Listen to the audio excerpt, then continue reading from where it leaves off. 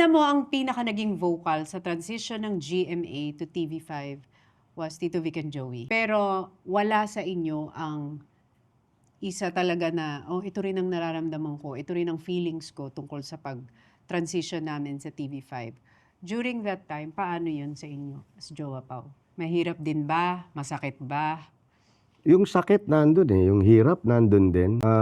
Hindi rin namin alam kung saan kami papasok ng mga time na yun, di ba? Wala pa lahat, nakalutang kami lahat. Sa akin, para sa akin nangyari ng mga time na yun, kailangan mong pumili eh, Oo. di ba? So, kagaya ng sinabi nyo, bakit masarap magtrabaho sa Itbulaga? Dahil yung samahan. Nasaan yan yung samahan na hinahanap ko? Wala. Tama na rin ako dito.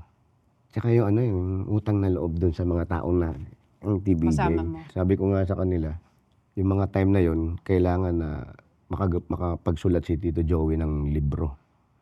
Kasi hindi pwedeng lahat ng laman ng libro puro masaya eh. Ang saya, puro success. May struggle. Yun yung struggle na nangyari. That time kasi nagkaroon ng parang division.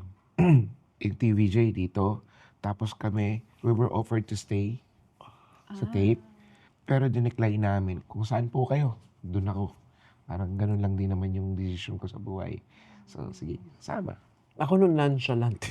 As nonchalant ka Wala pala. siyang alam. Ganun talaga ako yung Oo. nonchalant. No feelings. Parang hindi ko alam na meron palang May nangyayaring hiwalayan ganon. or may ganyan. May gulo na, hindi niya alam. Oo, wala. So, paano nung... busy sa tape. O, nung sinabi sa'yo na magti-TV5 na, ano sabi mo lang? Ay, Sama syempre, doon ako. Kasi, automatic Pero iniferang yun. ka din. Oo, may ganun din. Same with them. Yung kamakangin na pinag-usapan natin, yung, yung parang dynamics namin, na parang iisa lang, ganyan-ganyan, lalo sa sugod. Lahat ng yun naman nangyayari under the direction ng TVJ kasi nga, kaya kami merong, di ba? Yeah. So lahat din ng ginagawa namin, sila yung nagdidirect din sa amin kung saan kami pupunta, saan papunta yung usapan or what. So parang automatic na yun kung nasan sila. Siyempre doon kami. Pero hindi ko alam na may ganun pala nanggaganap.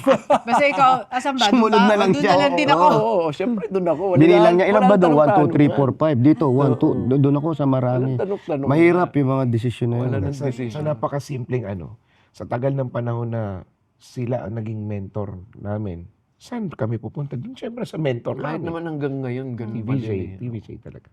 Kaya buong-buo ang samahan ng Bulaga. Kaya solid, strong Thank you, yung Lord. foundation. Kaya to this day, it still stands as the longest running noontime show. Record-breaking, history in the making.